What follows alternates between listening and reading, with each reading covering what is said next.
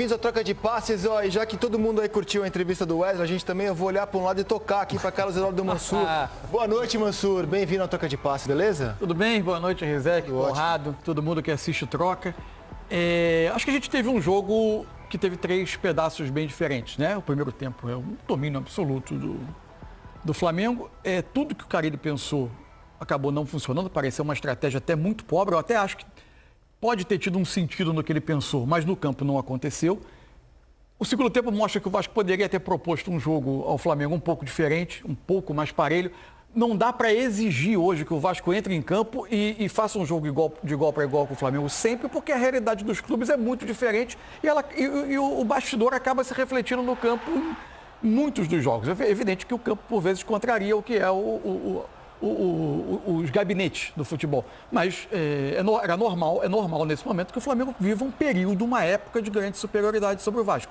Agora, o segundo tempo mostrou que dava para propor um tipo de jogo um pouco mais parelho, diferente do que a gente viu no segundo tempo, até o Felipe Luiz fazer intervenções. Acho que foi um jogo, inclusive, do ponto de vista tático, muito rico, porque mostra o que os times têm, o que falta ao Vasco, que é muito claro, o que o Flamengo tem nesse momento de superioridade, mas também mostra algumas questões com que o Flamengo vai ter que lidar na temporada.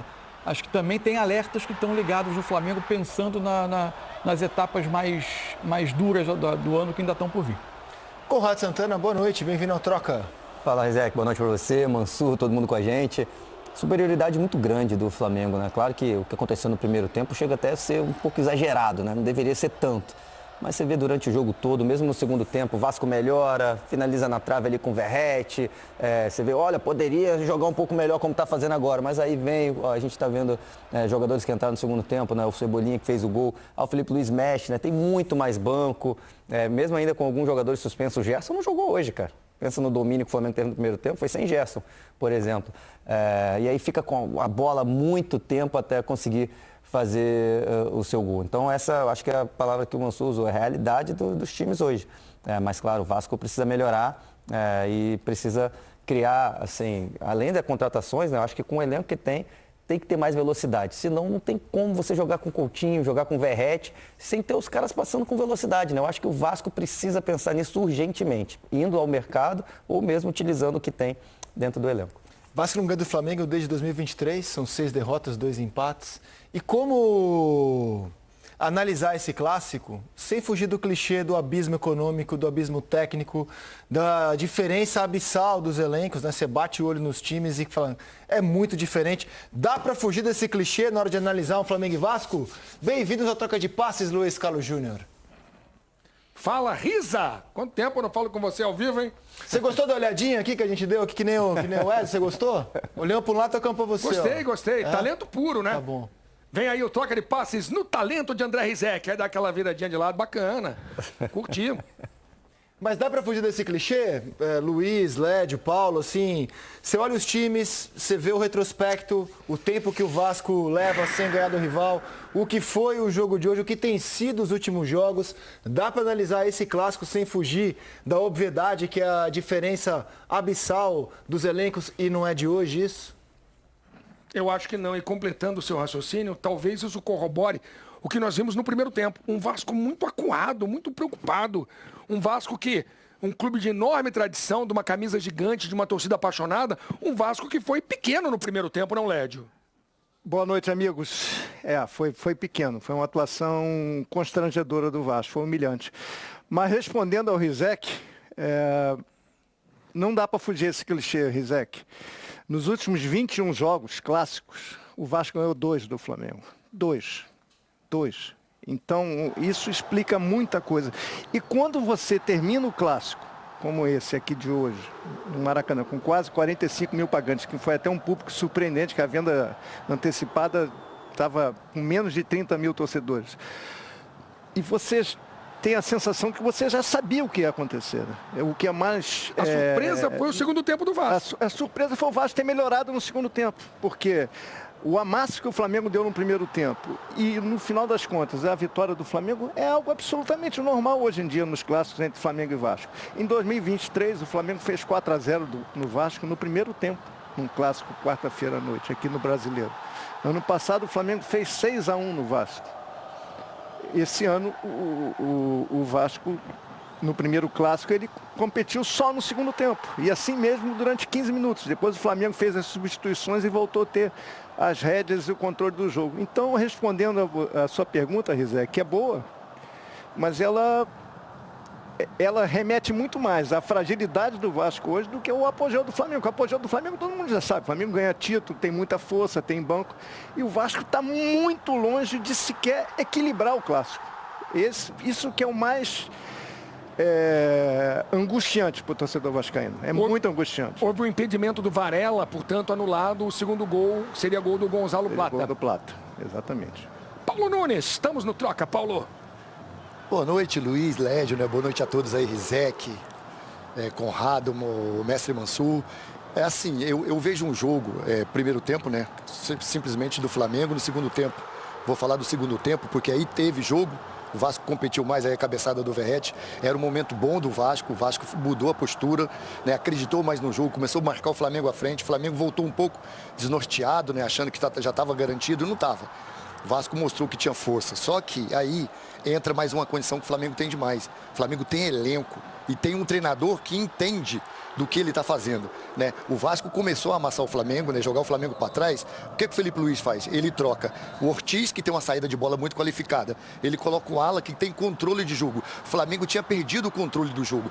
O Flamengo, de novo, volta a ter o controle de jogo, volta a ter posse de bola, tira a impetuosidade do Vasco, né, que estava até os 20 minutos, e aí a qualidade técnica, a qualidade de jogadores individuais. O que está jogando o Wesley, para mim, é absurdo, né? A força, né? A coragem que ele tem, ele ataca pelo fundo, por dentro, marca. Então, assim, melhor em campo, né, Paulo? Exatamente, a diferença é gritante. Então, para mim, assim, eu acho que o Carille vai ter muitos problemas se o Vasco não encontrar esses jogadores de frente, porque o Vasco não tem jogada, né? O Vasco tem uma bola longa pro Verratti segurar ela, ou da Casquinha. Só que da Casquinha para quem? Pro Coutinho, que está no meio, para os dois jogadores que estão abertos. Vai ter que esperar a volta do Adson, vai ter que esperar David. Coutinho ainda abaixo fisicamente. Né? Abaixo, porque tem que correr, né, Led? Aquilo que eu falei. O Flamengo tem o controle de jogo, joga para um lado, joga para o outro. O time vai se desgastando do Vasco. Então, assim, a dificuldade do Vasco só aumenta. Mas, assim, a gente tem que enaltecer o que o Isaac falou. A qualidade do Flamengo é absurda, em termos de técnica, de físico, em termos de elenco. Quando você acha que o Vasco vai colocar o time dentro do campo do Flamengo, o Flamengo vai lá, faz algumas mudanças, com o treinador que sabe o que está fazendo, muda tudo de novo. E aí, Rizek, estamos à sua inteira disposição. Como é que vocês viram a exibição rubro-negra hoje e a maneira como o Felipe trabalhou o elenco? Bom, vamos lá. Primeiro assim, para mim o primeiro tempo é muito ditado pelo que o Vasco escolhe fazer no jogo. Qual é a minha impressão? Uma das grandes fontes de geração de gol nesse Flamengo é a capacidade de pressionar a saída de bola do adversário, recuperar meio caminho do gol e com jogadores... O Flamengo hoje tem... A escolha do time titular passa por isso. Isso, exatamente. Jogadores que correm de velocidade para tentar resolver rapidamente a jogada. A minha impressão e porque isso em outros Flamengo e Vasco recentes já criou alguns problemas para o Flamengo. O Carille falou, em vez de enfrentar essa pressão, eu vou por cima dela. Toda a saída do Vasco, a bola era longa para o Verratti. Quando você olha o jogo e o plano não funciona, fica parecendo, é um plano muito pobre. Ele ficou com uma cara de um plano pobre, mas ele poderia ter algum sentido. O Vasco ganhou uma ou outra segunda bola, o Flamengo tinha dificuldade, às vezes, de se recuperar seguidas as bolas e ficar atacando, porque essa bola vinha, o Verratti ganhava na cabeça, ela saía pela lateral e o Flamengo era obrigado a construir de trás de novo, sem conseguir recuperar a bola perto do gol o tempo todo. Acontece que quando o Flamengo vai construir desde trás, o Vasco não é um time que vai te pressionar com força, porque os dois homens da frente dele são Verratti e Coutinho, que não são jogadores ultra... Nem se quisesse ia conseguir.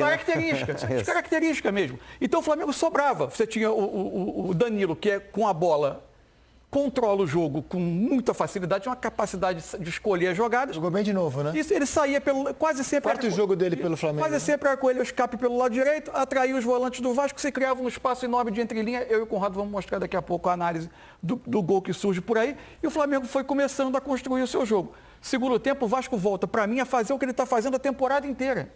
Como ele não tem velocidade para ser um time que defende atrás e escapa, porque se escapar, ninguém vai correr, porque não tem jogador para correr. Ele joga com os dois laterais muito altos. Um terceiro homem na saída de bola, em geral um dos volantes, foi o Hugo Moura que foi fazer essa saída. Os pontas do time vêm para dentro, o Vasco tem 4 jogadores por dentro, os dois homens abertos. E aí desencaixou a pressão do Flamengo, uma forma de construir do Vasco totalmente diferente.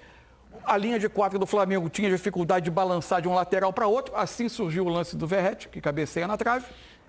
E aí o Felipe Luiz intervém, porque aí tem uma questão do Flamengo. Não quero me estender muito para não sequestrar aqui a pauta. Só que eu acho que o Felipe Luiz intervém por duas razões. Uma, quando o jogo precisa de mais saúde, ele, por vezes, precisa mexer em algumas peças, uma delas o Arrascaeta.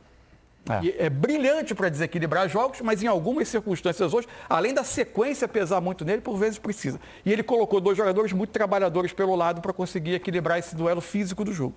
Eu vou devolver para a cabine, até para pedir as considerações finais do Luiz, do Paulo, do Lédio, depois da vitória do Flamengo com o maior público do estadual até aqui, né? A gente não teve ainda o Maraca lotado, mas um Maraca que viu hoje o Flamengo dominar completamente não, mas dominar o jogo e sair com a vitória. Meus caros, as considerações finais no Troca de hoje. Vamos lá, Paulo Nunes. Não, para mim eu queria saber se os meninos viram minha rima. Ah, sim. Sua Mas rima? espera um pouco. Então vamos lá, Lédio. A sua consideração final. Olha, eu concordo com... Eu concordo com o Mansur. Eu acho que a jogada do Vasco é essa, pro Verratti, mas eu acho muito pouco. Mas acho difícil você ter um repertório maior quando você não tem nenhum atacante de velocidade. E aí fica difícil. Pega um time como o Flamengo, que tem muito mais controle, com jogadores inspirados como o Wesley, eu acho que fica um samba de uma nota só, mal jogado. Eu acho que o Vasco foi dominado o jogo todo. Eu acho que foi. Teve ali 15 minutos que melhorou no segundo tempo, mas assim mesmo, eu acho que foi muito mais na empolgação. E outra coisa... Eu não sei agora, não lembro exatamente quem falou, acho que foi o próprio Mansur. Eu acho que fisicamente o Flamengo também deu um amasso no Vasco. O Flamengo sobra fisicamente, na parte física, em termos de saúde, na hora de competir. O time do Vasco está muito atrás fisicamente do Flamengo. Então isso aí faz muita diferença no futebol atual. O Vasco tem que melhorar o elenco até na parte física. Não consegue acompanhar o ritmo do Flamengo. E agora, Paulo Nunes vai rimar para você se deleitar. De novo, meu Deus. Vai lá. Boa noite, rapaziada do Troca. Você não vai rimar de novo? Lógico que não, pô, já fiz a minha parte. Boa noite. Acabou? Só isso, Paulo? Vamos aqui. Não posso colocar todo o meu talento a toda hora. Ó. Entendi. Assim eu não posso falar que você está sobrando fisicamente também. Ô, Lédio, só pegando carona nos elogios que vocês fizeram ao Wesley, né? Você classificou o Wesley como melhor em campo. Concordo com você. Dia 7 tem convocação para jogos muito pesados, né? Colômbia em casa, Argentina fora. Em campo pelo Flamengo estavam aquele que jogava, eu estou conjugando no passado, não sei como vai ser a próxima, mas aquele que jogou a era Dorival como capitão da seleção na lateral direita, o Danilo, que agora é zagueiro do Flamengo. E o Wesley, que está pedindo passagem como lateral direito. Você falava de saúde, de condicionamento físico, tudo isso sobra no Wesley desde o ano passado. E ele está voando mesmo. Estou muito curioso para essa convocação do dia 7, porque será que o Danilo, que está jogando como zagueiro, vai jogar essas partidas como lateral, ou a gente terá um novo lateral da seleção? E se for um novo lateral, é difícil ver alguém jogando hoje mais do que o Wesley. Dia 7 a convocação. Acho que as duas alternativas estão corretas. Acho que o Danilo vai jogar, vai ser convocado, vai jogar ali como lateral direito zagueiro, como tem jogado com o Dorival. De vez em quando ele vai à frente, mas fica muito mais atrás. E o Wesley deveria, eu acho que vai ser convocado e no futuro vai ser titular da seleção. É o que eu imagino. Tá bem. Amigos, boa noite, hein? Grande abraço para vocês e até a próxima. Gente. Um bom domingo. Eu tô frustrado. Eu pensei, o Paulo, quando falou de rima, eu pensei que ele fosse rimar mais uma vez, mas ele, de fato, resolveu não gastar todo o talento numa noite de sábado só. Tá bem, ainda bem. Obrigado, Paulo. Grande abraço, hein? Valeu, amigos. E até a próxima. Hoje o Danilo jogou de zagueiro pela esquerda. Primeiro pela direita, depois pela esquerda. Entrou o Léo Ortiz, aí o Léo Pereira. Então, assim, é um elenco também de muita versatilidade, né? Sim. O Varela jogou de lateral esquerdo, deu um cruzamento com a perna esquerda para o gol anulado do Bruno Henrique. Um baita cruzamento, inclusive, com desvio. Léo Pereira pode jogar de lateral. Danilo é zagueiro dos dois lados. É também um elenco... É meio covardia comparar os dois elencos, cara. É muita diferença. A contratação do Danilo foi muito certeira, né? O cara, tudo que ele pode entregar, zagueiro, você vê a postura do cara. O cara não tem, gente, Você quer ver jogo da seleção brasileira, aí vai mal, fica xingando. Cara, o cara não tem uma carreira de Real Madrid, Porto, Juventus, Manchester City, onde ele passou, seleção brasileira, sem jogar muito. Não é que ele joga mais ou menos, ele joga muito, não é à toa. Ele tem uma carreira brilhante, só em time da primeira prateleira do futebol mundial, passando por vários técnicos. Não é possível que todo mundo, ninguém entende futebol, só você na sua casa quem quem tem. A elite do futebol mundial se enganou. Todo mundo. Durante 15 anos. Exatamente, não é possível. Então você vê a postura do cara, ele é muito diferente. E aí um detalhe, né? A gente está falando do Wesley. Você percebe ali na entrevista dele final, né, que ele falou, além de virar a cara, ele falou sobre a forma dele, que ele está muito bem, ele fala que o Felipe Luiz está ajudando muito, que é o técnico dele, e ele já cita o Danilo. O Danilo acabou de chegar, cara. Tem jogador que chega, às vezes o cara não deu tempo nem de conversar. Você vê a influência de um cara desse tamanho. Ele já está sendo, assim, agradecido pelo Wesley numa entrevista, porque o cara entende disso. É um cara que quem está ali do lado escuta. Você vê no jogo o tempo todo, ele está aqui falando, sobe você, vem aqui. Ele fala pro Léo Ortiz, ele entra o Léo Ortiz no segundo tempo. O Léo Ortiz sempre é acostumado a sair com a bola. Vai que eu que estou saindo com a bola, não precisa você ter o peso o tempo todo de sair com a bola. Muita então é um cara muito grande, é uma contratação muito grande. E aí, só para completar que a gente falou da questão física, né, que você passou lá para ele também, a escolha do time titular do Felipe Luiz passa por isso, né? E esse amasso no primeiro tempo também passa por isso. Eu não sei se é para o começo de temporada ou se essa vai ser a tônica do trabalho do Felipe Luiz como técnico. Quem joga mais bola, Cebolinha ou Michael? Quem é mais técnico? Cebolinha. Cebolinha tem mais... A gente viu o golaço dele. O Michael assim, pode acertar um ou outro, mas não tem tanto. Na direita, quem é mais técnico? Quem tem mais qualidade? Luiz Araújo ou Plata? Luiz Araújo tem mais bola.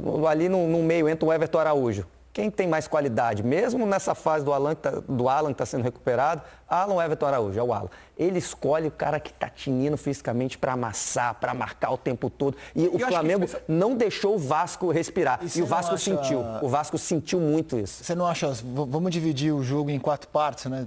Cada tempo em 2 metades. Eu diria que o Flamengo amassou o Vasco em 3/4 do tempo. Por aí. Sim. Primeiro tempo inteiro. E aí o Vasco consegue na primeira metade do segundo tempo equilibrar as coisas, mas aí saem do banco o Cebolinha, Luiz Araújo, Léo Pereira, Léo Ortiz. E, cara, se o Luiz Araújo entrou, ele deu O Léo Pereira já estava, né? Perdão, vai para a lateral esquerda. Vai para a lateral esquerda.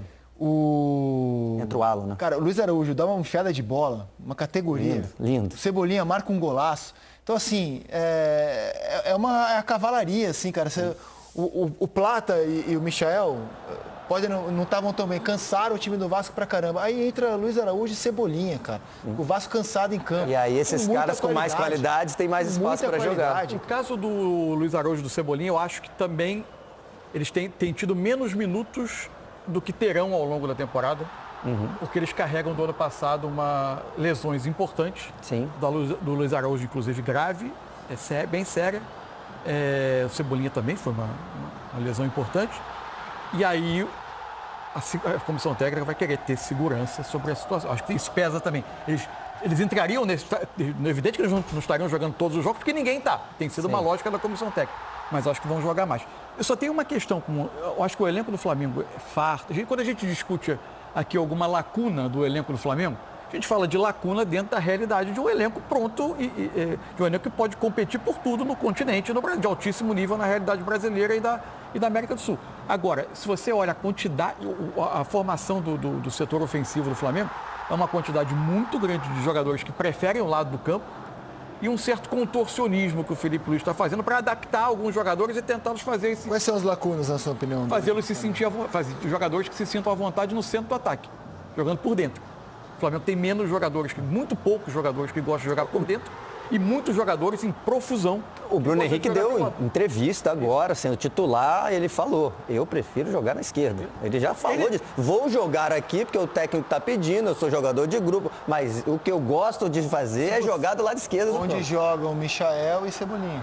Se você pega um adversário que vai, eventualmente você consegue atrair, criar um espaço para o Bruno Henrique correr, ele pode te entregar, seja na ponta, seja em diagonal para o meio. Ele gosta de partir da esquerda, né? Ele não fica só aberto, claro. Só que se você tiver um jogo que você vai construir o adversário todo fechado atrás, precisando do trabalho de um homem de referência, o Bruno Henrique não é esse jogador. A característica dele é outra, ele é ótimo em um monte de outras coisas. Isso reflete para mim, por exemplo, na questão de gol. O Flamengo tem um domínio do tamanho que teve e o jogo, o jogo chega aos minutos finais com 1-0. O Flamengo... O Arrascaeta perdeu duas chances assim, incríveis, né? E poderia ter sido mais o primeiro tempo. Foi uma coleção de jogo, 2, 3 jogadores que te entregam em 10, 15, 20 Luiz, gols. Falando ao vivo, a gente já retoma o papo. Vamos ao Maracanã com o treinador do Flamengo. A temporada nem começou ainda, né? Então fiquei feliz porque foi um grande primeiro tempo. O time dominou absolutamente em todas as fases do jogo, em todos os momentos do jogo, com e sem bola. Pressão alta, quando teve que baixar o bloco, baixou, todo mundo desceu. E no segundo tempo, natural que o treinador adversário fizesse algumas modificações táticas que causou certo incômodo, eu acredito, nos jogadores, e acabaram perdendo algumas bolas que não estavam perdendo no primeiro tempo, e acabamos, digamos, ficando um pouco correndo atrás da bola, e quando a gente recuperava, já verticalizávamos. Isso aí fez com que perdêssemos o controle do jogo no primeiro tempo, mas depois das trocas, principalmente da entrada do Alan e do Léo, o time voltou a ter o controle, o domínio e a calma para construir as jogadas, e a partir daí foi um domínio absoluto até o final. Felipe, boa noite. Parabéns pela vitória aqui em cima. Ok, boa noite. E queria que você falasse a respeito justamente desse momento de um pouco de desequilíbrio no segundo tempo e até das ações propostas pelo técnico do outro lado, Fábio Carille, e das alternativas que você buscou para tentar mudar aquele quadro em que o Vasco chegou em determinado momento a pressionar o Flamengo, colocou uma bola no travessão, né, para manter a vantagem e até ampliá-la já nos minutos finais. Quando você vai para o intervalo, sendo que quase não tinha nada para falar para os jogadores, não tinha detalhes mínimos para corrigir, detalhes finos mesmo. Então, assim, sabendo que o treinador adversário vai mudar, que vai fazer alguma mudança, que vai, ou até mesmo ou tática ou alguma troca de algum jogador, mas eu não sei o que ele vai fazer. Então, eu não consigo avisar para os jogadores o que vai acontecer. Eles têm que entrar no segundo tempo e até a gente entender o que está acontecendo, resolver. Mas a bola na trave veio de um erro nosso, de uma perca da bola. Então, são algumas coisas que podem acontecer, né? São naturais do jogo, né? Ninguém domina os 90 minutos, é impensável fazer isso. Mas, como eu falei, o time em 90 minutos dominou praticamente 70. Então, natural que nós estamos num clássico, e o adversário também joga, e tem grandes jogadores, tem um jogador, Coutinho e Vegete são jogadores de altíssimo nível, e obviamente que o Vasco ia ter o domínio e o controle em algum momento do jogo, e tiveram, mas o time conseguiu superar essas adversidades e outra vez acabar sem tomar gol, que é importante. Felipe, Raíza Simplício da Gol Brasil e da revista Placar. No final do jogo, a gente teve ali um princípio de confusão ali em cima do Wesley, né? Ele estava com a bola, foi dar um passe, virou a cara, e os jogadores do Vasco se sentiram desrespeitados. No final, ele inclusive deu uma entrevista e falou que todo mundo sabe dar passe virando a cara. Ele citou o Coutinho tem vários passes virando a cara e ficou bravo, né? Ele destacou isso. Eu queria saber qual é a tua opinião, por que tem acontecido isso? Os times estão, de repente, jogando bonito, como você falou, com nota artística, e o adversário, às vezes, se infla, se sente desrespeitado pelo fato do adversário estar jogando bonito. Não, sim, não, mas o jogo foi limpo, absolutamente limpo. No minuto 95 aconteceu essa jogada que o próprio Wesley pediu desculpa. Ele sabe que ele está errado. Eu adoro jovens, moleques que gostam que sejam abusados, que sejam ousados, que vão para cima, mas que não desrespeitem. E isso é normal, eu também fiz muito isso. Já tive na pele dele, já fiz muito isso, e depois a gente aprende.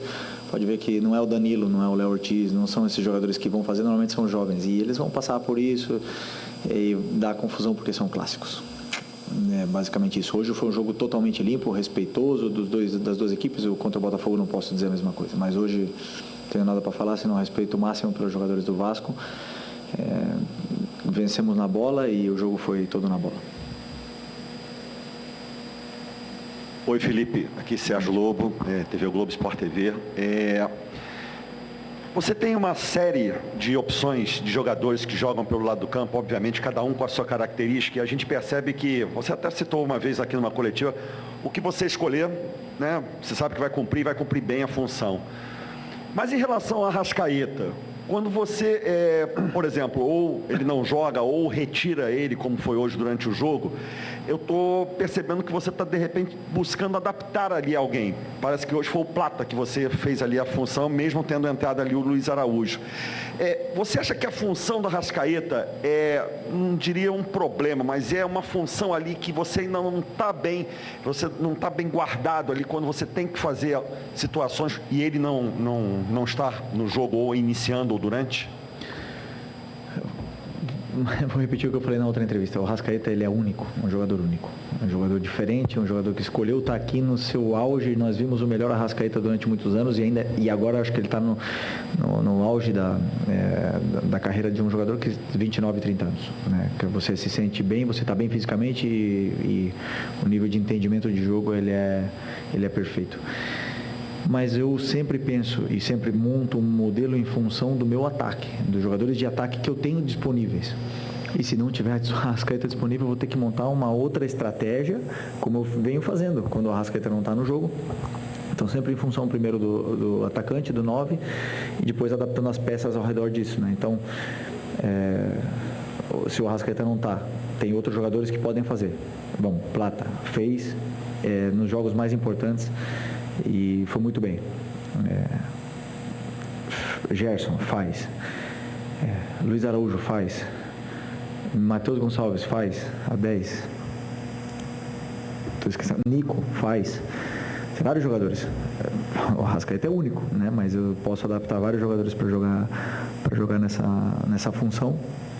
E até mesmo Michael já fez contra o Fortaleza e Bruno Henrique já fez. Então, eu tenho vários coringas dentro do elenco que eu posso ir mexendo e jogando com essas peças aí que nos dão muito para a equipe. Ouvimos o Felipe Luiz, a gente ouve agora Fábio Carilli, treinador do Vasco, direto do Maracanã. Carilli, boa noite. Sérgio Kim, de canal Atenção Vascaínos. O primeiro tempo do Vasco foi muito abaixo, tanto em posse de bola, questão de mapa de calor. O Vasco jogou um primeiro tempo bem aquém do time do Flamengo. Para surpresa de todo mundo, você não mudou no intervalo, você voltou com o mesmo time. Muita gente esperava uma mudança que não aconteceu. Mas, de fato, no segundo tempo, o Vasco conseguiu um jogo com cara de clássico. O que aconteceu nesse intervalo para o Vasco ter mudado tanto essa postura? Um primeiro tempo que o Vasco praticamente jogou no lixo esses 45 minutos e no segundo tempo jogou com um jogo com cara de clássico como não jogou no primeiro. A tua pergunta já tem a resposta, né? Você já está perguntando e respondendo. Foi isso mesmo. No primeiro tempo, muito abaixo. Segundo tempo, a gente inverteu o Tietê ali com o Zuccarello e pediu uma atitude, pediu mais confiança, jogar com mais clareza as possibilidades que estavam aparecendo dentro de campo, e a resposta foi muito boa. Galera, vou falar para vocês, hein? Que aula de coletiva do técnico Felipe Luiz, né? O cara não se esquiva de pergunta nenhuma e são sempre respostas muito bem aplicadas, né?